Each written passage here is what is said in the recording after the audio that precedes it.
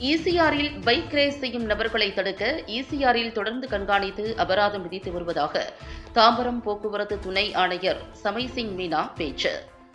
சென்னை சோழிங்கநல்லூர் தொகுதிக்குட்பட்ட பெரும்பாக்கத்தில் உள்ள தனியார் மருத்துவமனையில் அவசர சிகிச்சை மையத்தை தாம்பரம் மாநகர போக்குவரத்து துணை ஆணையர் சமைசிங் மீனா திறந்து வைத்தார். பின்னர் ஆம்புலன்ஸ் வாகனத்தை கொடியசைத்து பயன்பாட்டிற்கு அனுப்பி வைத்தார். பின்னர் அவர் கூறுகையில், இந்த மருத்துவமனையில் திறக்கப்பட்ட இந்த அவசர சிகிச்சை மையம் சாலை விபத்தில் சிக்கிக் கொள்பவர்களுக்கு அதிக அளவில் பயன்படும்.